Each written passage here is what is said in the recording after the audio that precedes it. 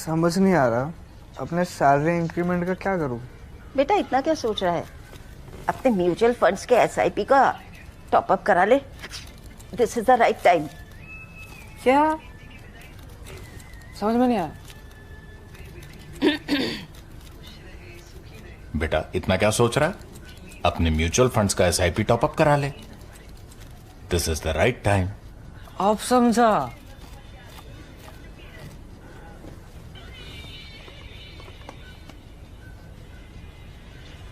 Mutual fund investments are subject to market risks. Read all scheme-related documents carefully.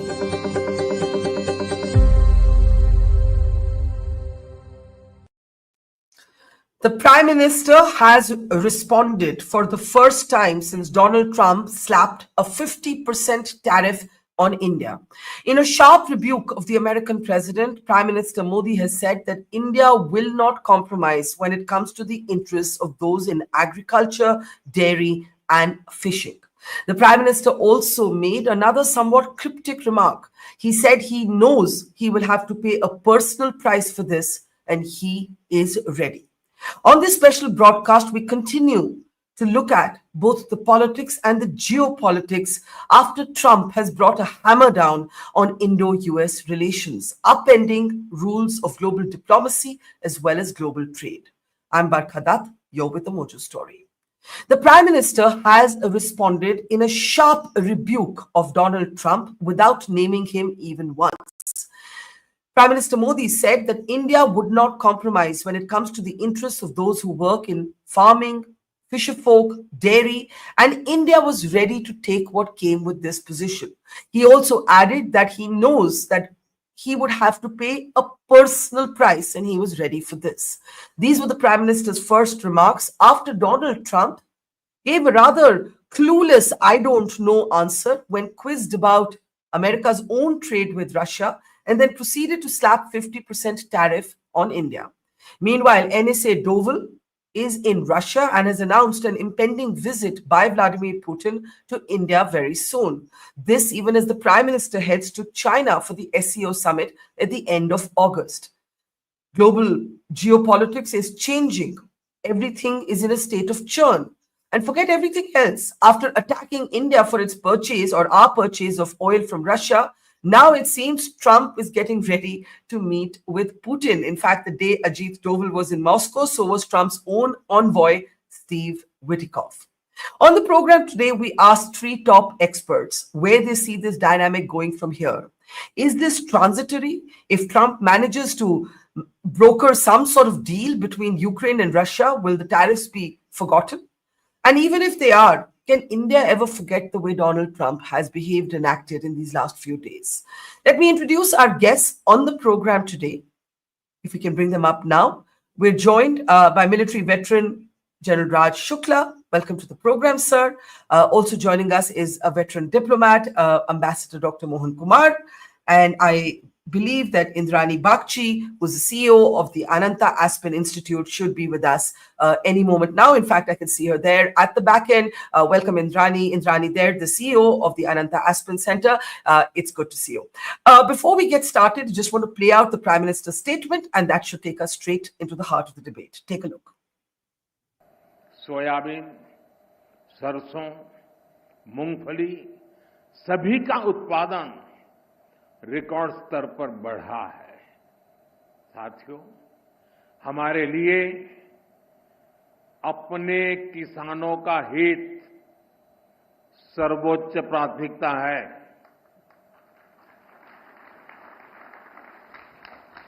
Bharat अपने किसानों के, पशुपालकों के और मछुआरे भाई बहनों के हितों के साथ कभी भी समझौता नहीं करेगा।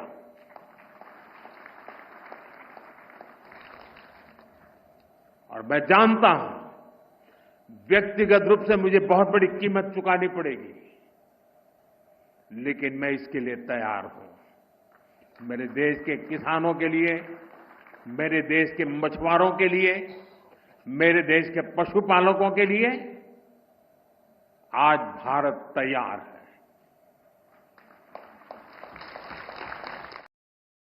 All right, let's get straight to our conversation now. The Prime Minister's public statements give you a glimpse into the fact that the negotiations did stall over the issue of opening up of the farming sector. But Trump's response makes it very clear that there's something personal here. It could be his desperate need for validation for America's messaging during Operation Sindoor. Ambassador Dr. Mohan Kumar, your first responses.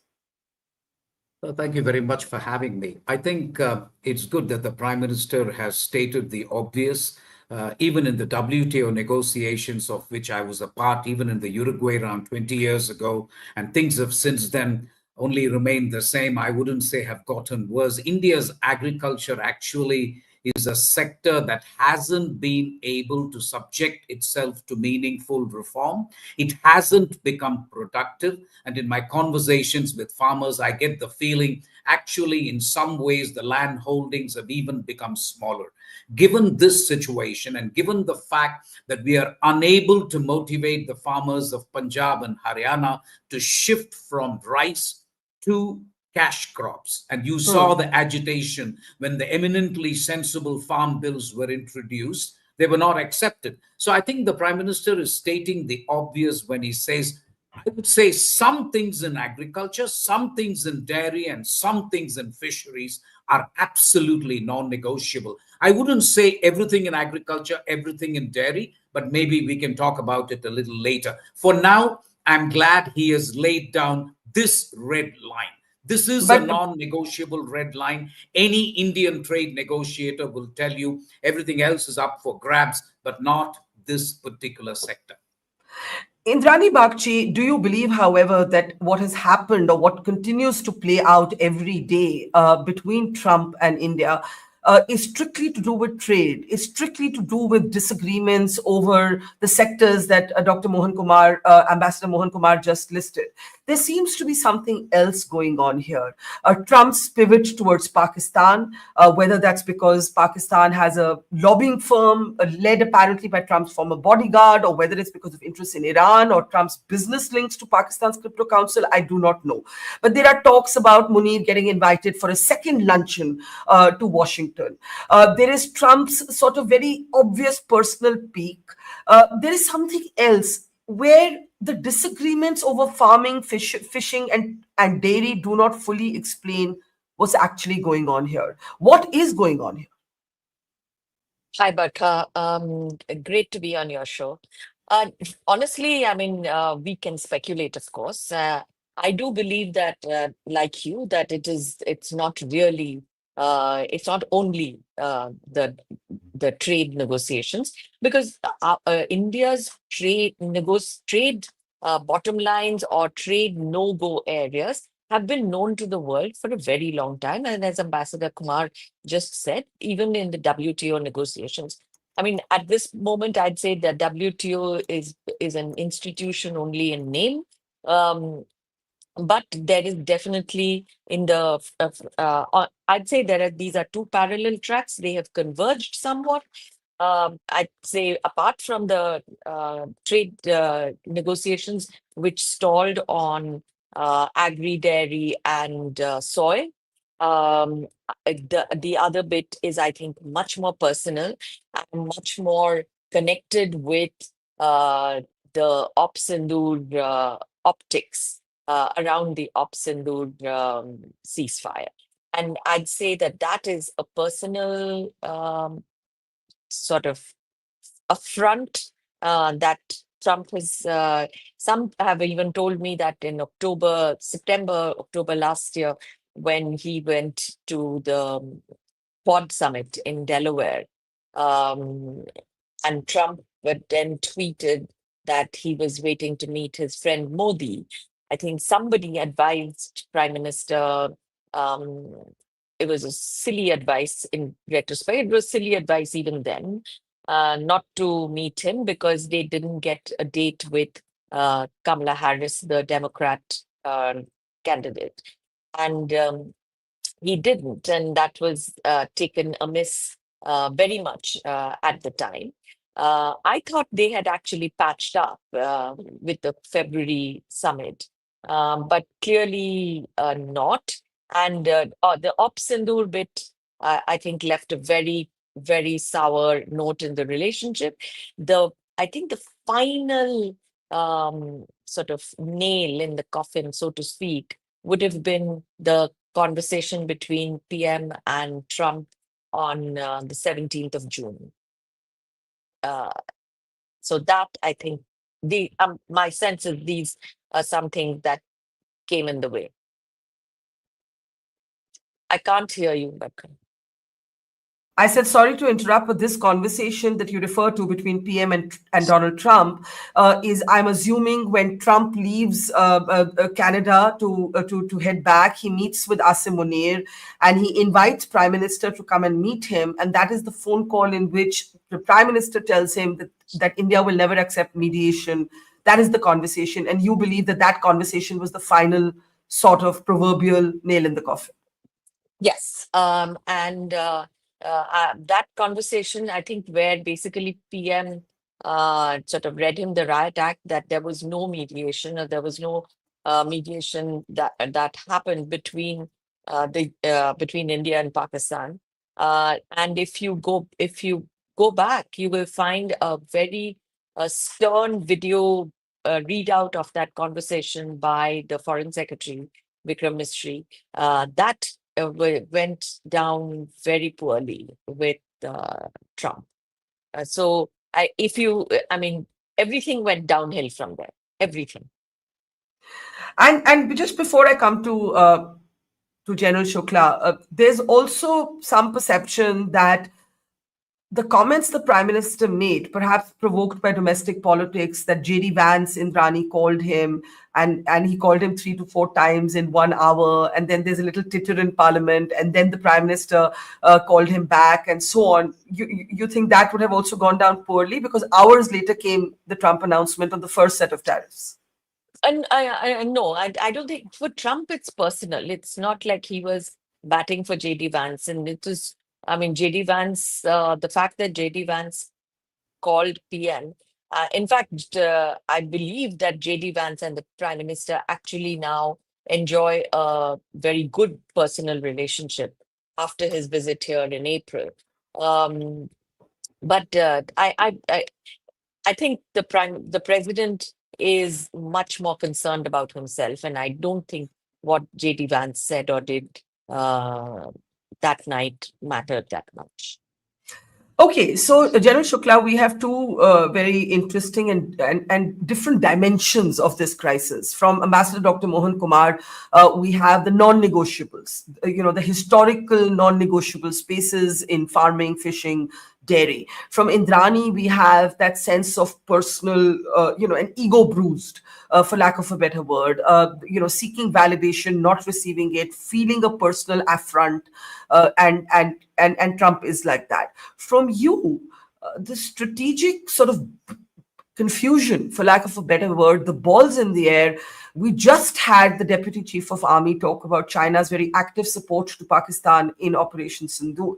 Now we have Prime Minister going to China for the SCO summit.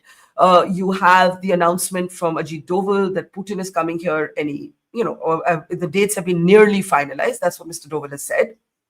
And you have an unpredictability now in dynamics going forward. Yeah, Barkha, so thank you very much. What Indrani said and what the ambassador said, both could be right. But I have another perspective and I just like to add it. And here I just make two preliminary observations, and thereafter I'll come to the bigger issues, perhaps in a subsequent intervention. And what are the preliminary observations are these? Some of the banter which has been flowing between Trump, Modi, India and US has echoes of the very bad vibes between Nixon and Indira Gandhi. We are almost getting to that. That is one, and that should really worry us. And two is, this MAGA hubris of doing everything their way, setting conditions for the whole world, are the chickens of, MAGA coming home to roost? In the sense that, are they now spurring a new realignment? Russia coming closer to India, and maybe it's a pretty distant dream now, maybe even some kind of rapprochement with China, not because we wanted it, but they are pushing you into it. So these two issues is, something that we need to do. Otherwise, if it were just these superficialities, we would not come to this kind of banter. So there is something seriously afoot. I mean, the Prime Minister saying that I'll have to pay a personal price for it. There is something very, sinister afoot. So I think the Indo-U.S. relationship is in deep trouble. And when I return in a subsequent intervention, I will say why. Because I think there are larger issues at Okay. play. So since you spoke of Indira and Nixon, we just picked up a little sort of photo piece from albums of the past. Is it that bad? Can it be repaired? If there is a deal that Trump succeeds in getting on Russia and Ukraine, will he suddenly be in a better mood? We don't know. Before I come to Ambassador Dr. Mohan Kumar, I just want to play out this statement from NSA Ajit Doval in Moscow. Take a look. You very rightly mentioned, Excellency, that we have got a very special relationship, a long relationship, and we highly value our strategic partnership. We have had high-level engagements, and these high-level engagements have contributed very substantially. We are very excited and delighted to learn about the visit of His Excellency, the President of Russia, President Putin, to India. I think that the dates are almost finalized now. The more important thing is this, that is, these summit meetings have always been the watershed points.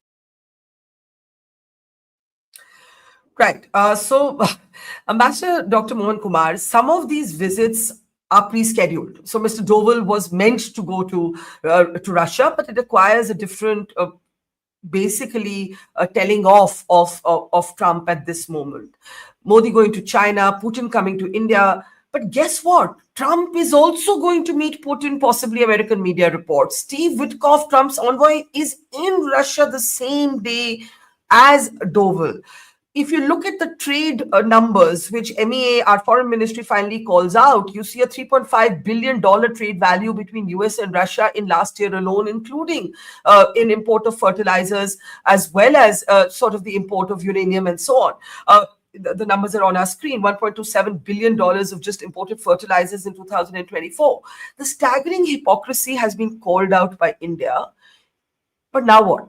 There are those who are asking, why isn't there more of a connect in Washington with our diaspora, with key players of the Indian-American community? Do we not have Trump's ears? Even if it's personal, who's the go-between? Why is this so difficult to break the ice on? So I think something has fundamentally changed in DC. My sense after talking to them, talking to people there, is that the diaspora is not has never been so influential when it comes to trade negotiations. They do their bit when it comes to H-1B. They have been supporting members of the Congress and the Senate. But traditionally, even in my entire career where I dealt with very difficult trade negotiations with the United States, the diaspora has not helped us. The US nuclear deal was different, but never in the WTO, for example, when we were stuck on intellectual property rights, we never went up to the Indian diaspora and said, listen, can you help with USTR? But that is because the USTR has traditionally been an island. It's all been by itself. I think what has changed now is that it is no longer the USTR. My sense is this is Trump. This is President Trump, really. And I don't know how much the diaspora has a direct link with Trump. I know a lot of people who have links with Vance, for example, and a lot of others like Howard Lutnick. But Trump, I don't know. So that's one thing that others who are more qualified may answer. But I think two things are happening, and I just wanted to conclude with that, if you allow me. One is that multiple strategic hedging is happening, not just for India, but also for every other major power in the world. In fact, I have said we should play all sides, play all cards, and play the long game. That should really what India should be doing. And with regard to the United States, I said yesterday, no confrontation, no capitulation, but conversation. Keep talking. So this is what they are doing. So they can't really hold a mirror and say, hey, why is your NSA going to Moscow? As you rightly said, President Trump himself may be visiting Moscow. So I think this is what will happen, Barkha, I think for some time. I still believe, and this will be my last word, at least for this segment, I consider the relationship with the United States as a consequential one. I really think we should make an attempt, despite everything that is happening. And I know that the outlook looks very dim. So a lot of things have changed. All that is true. I'm somewhat worried about the economic situation. There is a tendency to resort to jingoism in India and say, screw the US, we can survive. And it's only 3% of GDP and stuff like that. But there are knock-on effects. And I don't think we are at that point yet. I would still think that we should devote resources and really put our best foot forward. We're doing it well. We don't have to get into a tutu mama. We are not reacting to everything emotionally, but I don't think we should stop negotiating. Do it. Let your NSA go to Moscow. If your PM wants to go to China, that's fine. Do that. Do all that. Play all sides. But I think treat the US as a relationship that needs to be salvaged. And I think we can do it if we negotiate, continue to negotiate, and play the long game.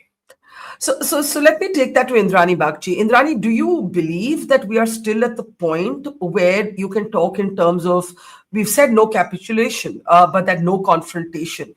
Are we really at that point that Ambassador Kumar says, or has something broken? Not maybe between India and the United States that can't be picked up later, but has something fundamentally broken with Trump? That said, PM is going to China. There has been a process of cautious rapprochement with China. I think India has done it consciously to not invest everything, in Trump and in America.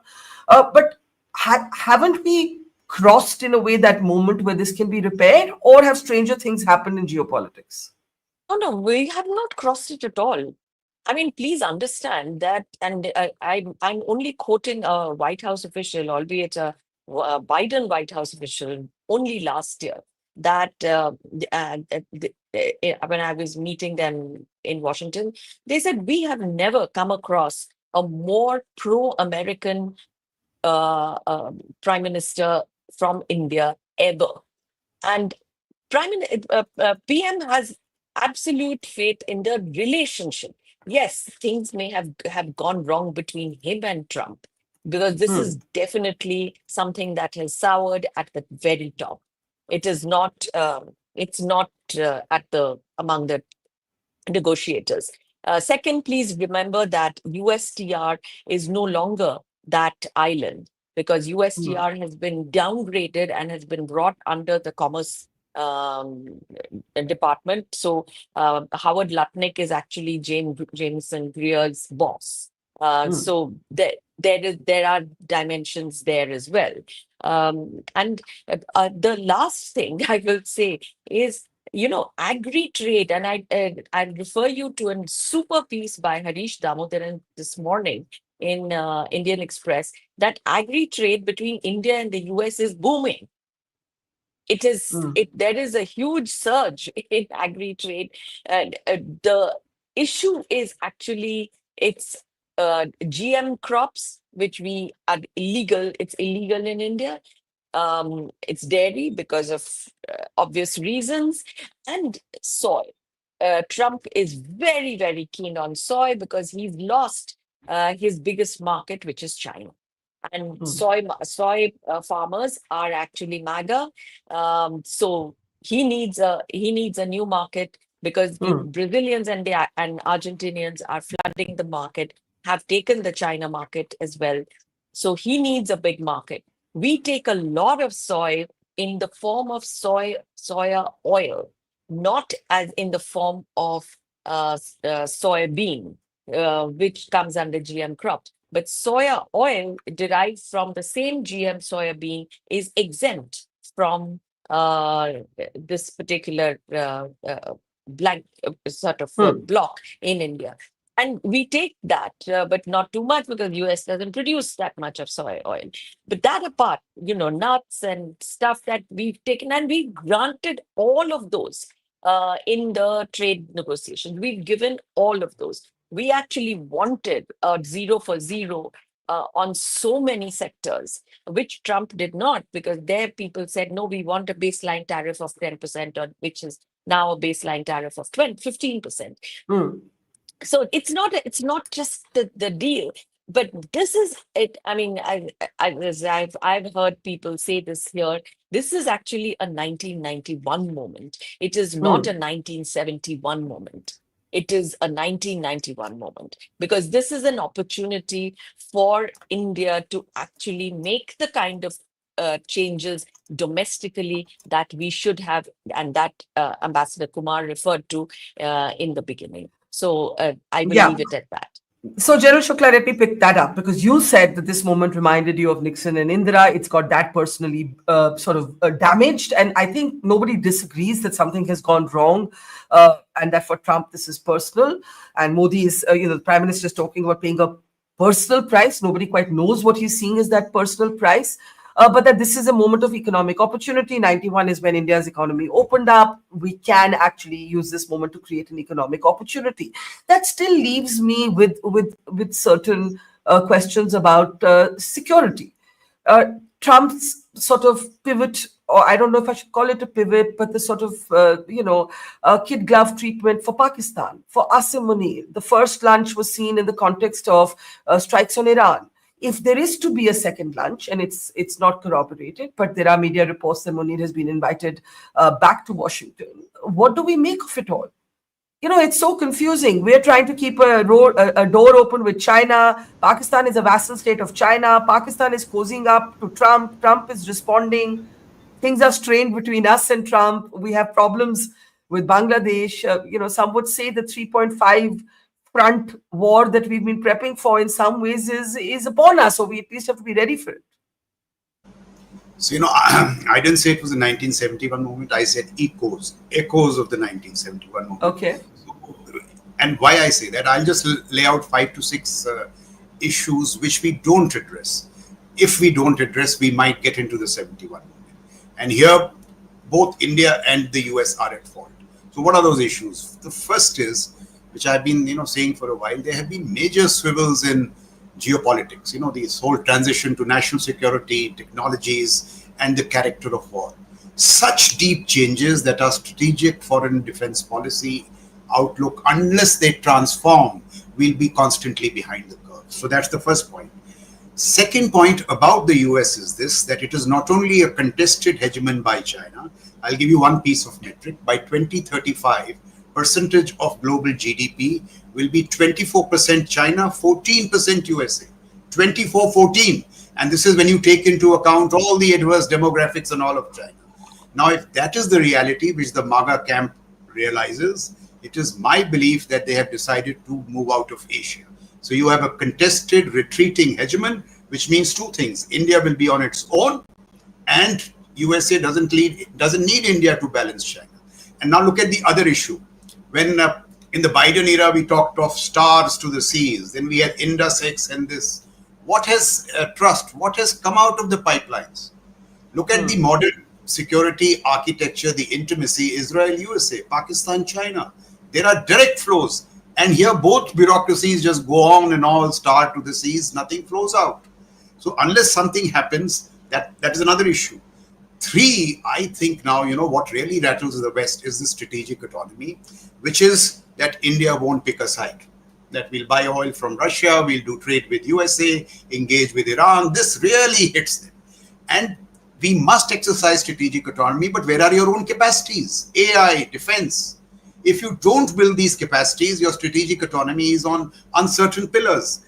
And the last point is this, that we cannot afford to alienate both the faraway hegemon and the near hegemon. That is what we are doing today. We have to make a choice. So if we can't woo the faraway hegemon, might as well make peace with the near hegemon. And the last point for the Americans is this, that listen, as a long-term investment, India is a brilliant choice. But if you are going to get guided by this Trump myopia, deal, you are going to destroy the relationship. That's exactly what they are doing. So we need some people who have a long view. And America must see in India's ascent an opportunity and not a threat. So it is these 5 to 6 complex factors which are, spoiling the Indo-U.S. Can I ask you, General, briefly before we come to last comments? When you say that the US is a retreating hegemon, India's value to it as a countervailing force to China is no longer the sort of, the pawn they're placing on the chessboard. How should India respond? Are you suggesting that we choose a side?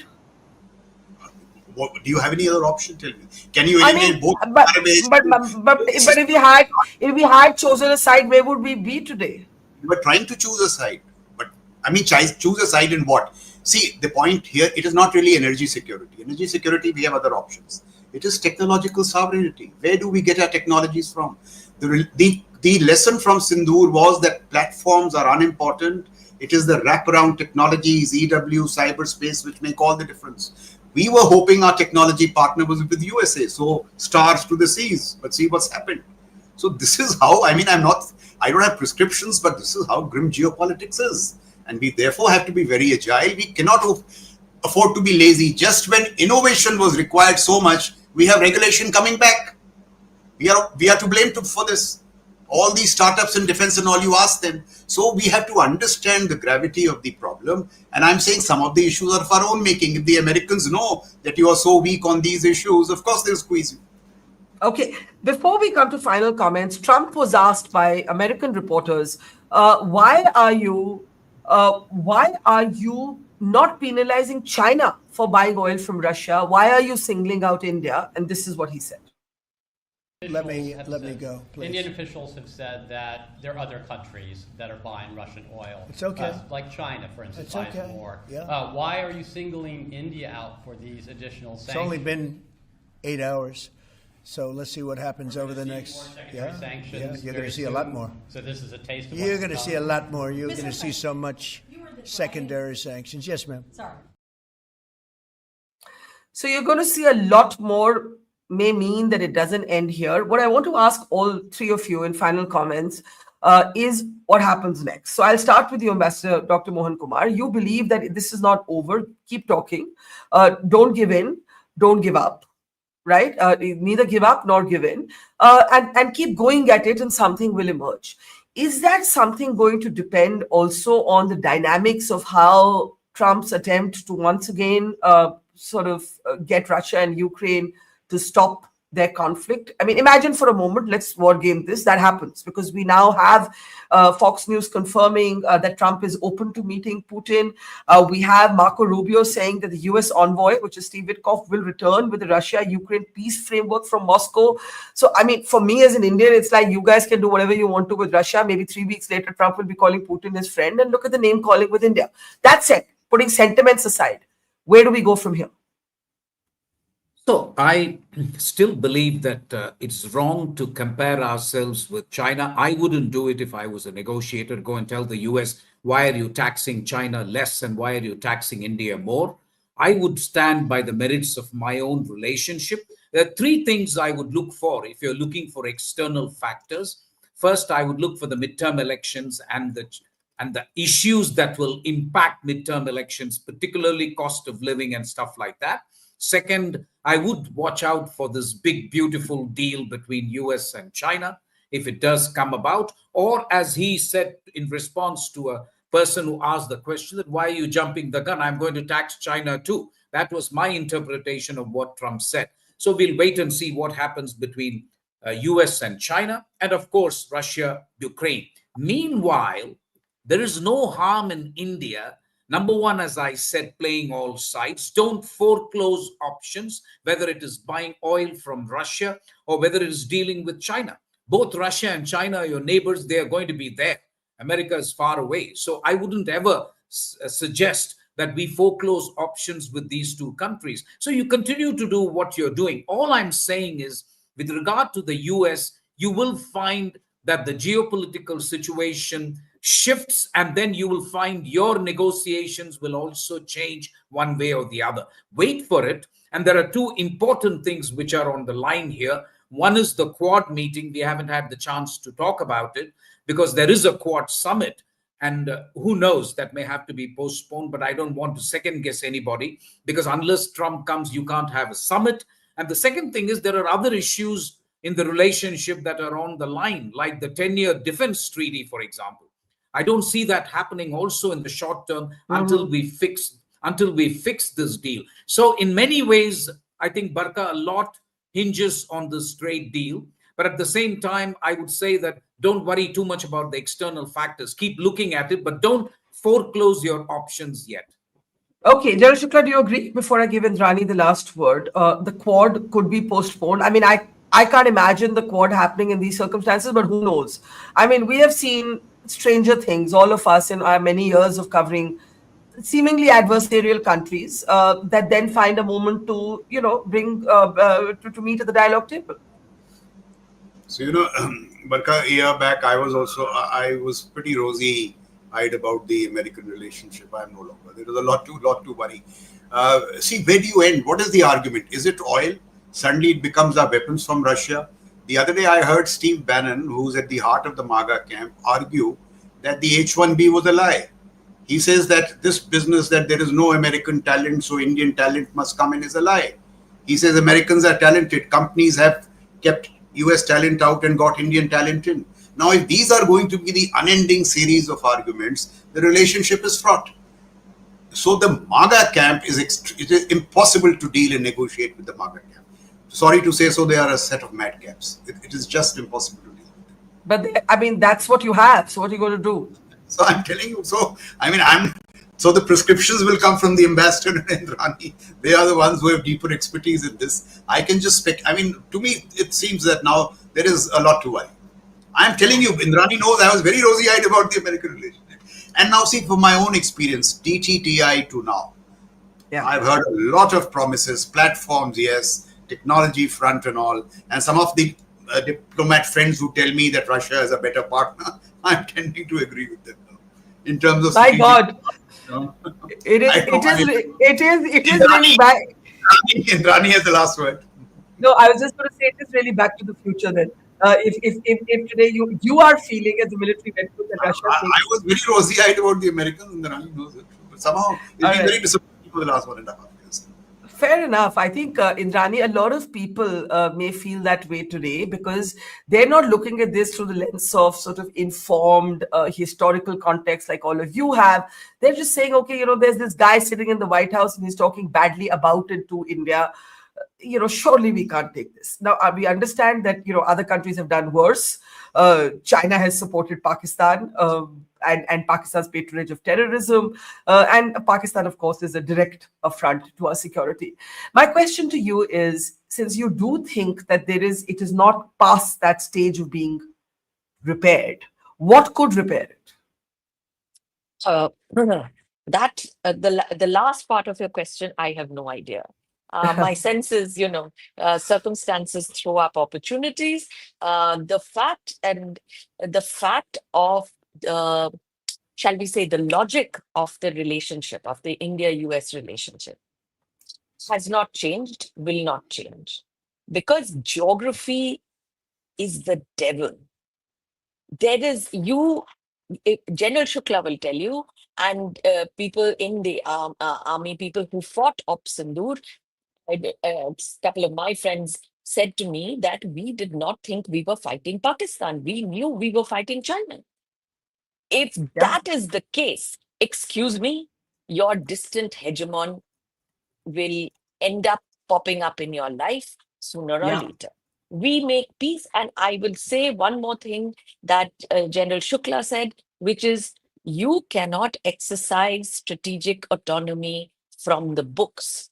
You don't have the elements of strategic autonomy.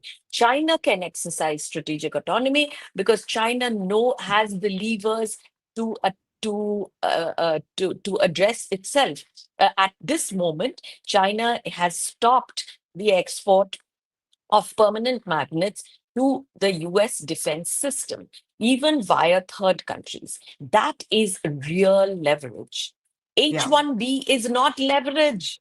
Please, H-1B, America can function without H-1B. H-1B is not a problem, is not a leverage. You want to send if your people want to go and work as coders and software engineers, so be it. But if America doesn't want to let them work as coders and software engineers, It's a sovereign decision. Please, it's not part of your diplomacy. We have made a mistake by making H-1B and totalization agreement a part of your diplomacy. That's a sovereign decision. There is a reason why you don't allow Bangladeshis to wander around your country, and you're tossing them out every day. So there is a difference between leverage and sovereign decision. We don't see the difference as Indians. We must learn to grow up a little bit. I think that's an excellent point. I was going to close, but Shukla, I see your hand up. Do you want to have a brief interjection there? H-1B is not leverage, certainly, but be graceful, damn it. H-1B has built your America. IITs have built their America. At least be graceful. Okay. Graceful people, general. Fine. We are not graceful. We are not graceful people. Nobody is graceful. Okay, 2 short points more. There are still 21 days left. Hope the relationship gets restored before the. It will get restored. It will get restored. Very good. Not and in 21 days. Okay, whatever time. It won't get restored. What is really wrong with the Indo-US relationship, and there's a Hindi phrase to describe it, कि बड़े दिनों से ना वो बर्तनों की आवाज आ रही है पर खाना नहीं परसा जा रहा. Let the dish be served now. Let the dish be served. Okay, General Shukla has moved from rosy-eyed optimism to deep skepticism, but Ambassador Dr. Cautious skepticism. And Indrani and Dr. Ambassador Mohan Kumar still believe that the relationship, firstly, is not defined only by Trump, and therefore the logic of the relationship will prevail.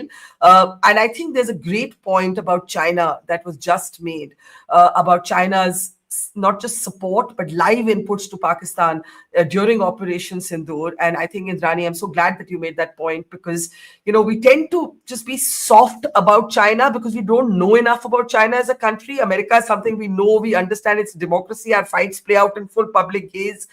So there's a little bit more that we react, I think, to America, though there are serious adversarial security challenges, I think, from China. But we leave it there. Thank you so much, Indrani Bagchi, Dr. Mohan Kumar, and General Shukla. Pleasure, learned so much from all 3 of you. And thank you. Take care and see you soon. Thank you. It's great to see you here. Thank you for watching our work. If you haven't subscribed yet, don't forget to click the bell icon and subscribe to Mojo Story and support independent, robust journalism.